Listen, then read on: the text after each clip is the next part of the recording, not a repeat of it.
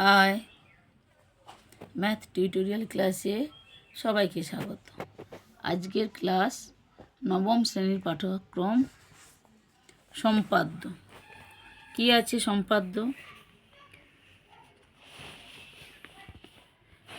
একটি সমদ্বিবাহু ত্রিভুজ দেওয়া আছে, যার দুটি বাহুর দৈর্ঘ্য 8 সেন্টিমিটার আর ভূমির দৈর্ঘ্য 5 সেন্টিমিটার হলে ওই ত্রিভুজের সমান ক্ষেত্রফল বিশিষ্ট একটি আয়তক্ষেত্র অঙ্কন করতে হবে।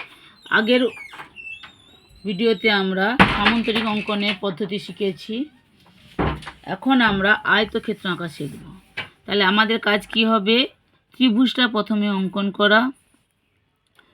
বাহু কত দেওয়া আছে? 8 সেন্টিমিটার। প্রথমে 8 সেন্টিমিটার বাহুটা এঁকে নিচ্ছি, তারপর 5 সেন্টিমিটার বাহুটা এঁকে নেব। এই দুটো বাহু দিয়ে ত্রিভুজটা অঙ্কন করব। তার জন্য প্রথমে একটা যে কোনো বড় সরলরেখা টেনে নেব। এই সরলরেখা থেকে এইটা ভূমি 5 সেন্টিমিটার বলেছে, এইটা 8 সেন্টিমিটার। তাহলে 5 সেন্টিমিটারকে মাপ করে নিয়ে বড় সরলরেখা থেকে কেটে নেব। এরপর এটাকে এ বি নাম দিয়ে দেই। এরপর সমদ্বিবাহু ত্রিভুজের বাহুটাকে সমান বাহুটাকে মাপ করে নিয়ে এ বিন্দুতে বসিয়ে একটা বৃত্তচাপ অঙ্কন করব। বি বিন্দুতে বসিয়ে আর একটা বৃত্তচাপ অঙ্কন করব। তারা পরস্পরকে সি বিন্দুতে ছেদ করেছে। এরপর আমরা কি করব?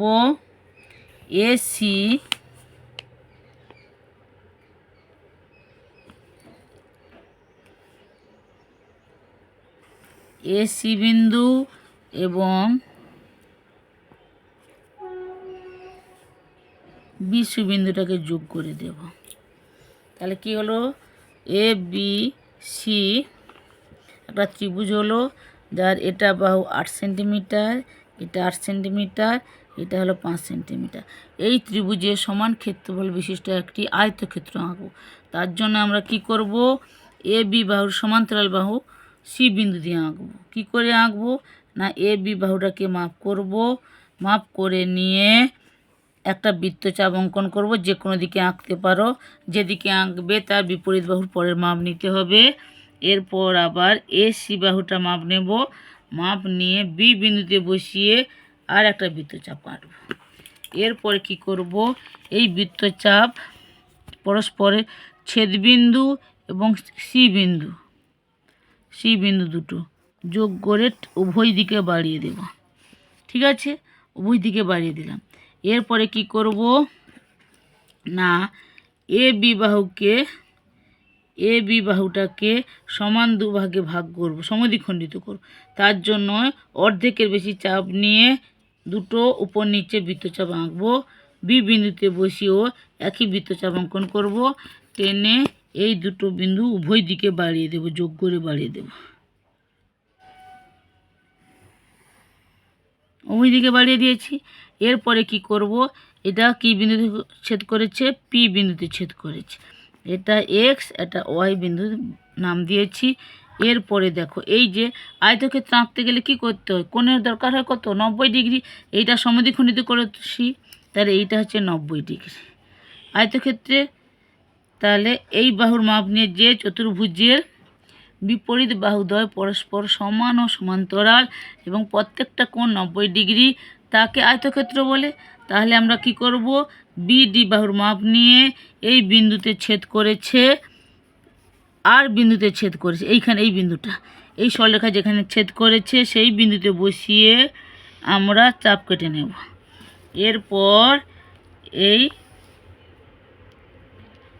কিউ বিন্দুতে কেটে নেব, বি আর কিউ বিন্দু যোগ করে দেব। কি যোগ করে দিলাম। তাহলে আয়তক্ষেত্র কিটা পেলাম আমরা? পি বি কিউ আর একটা কি আয়তক্ষেত্র। অতএব ত্রিভুজ কি ছিল?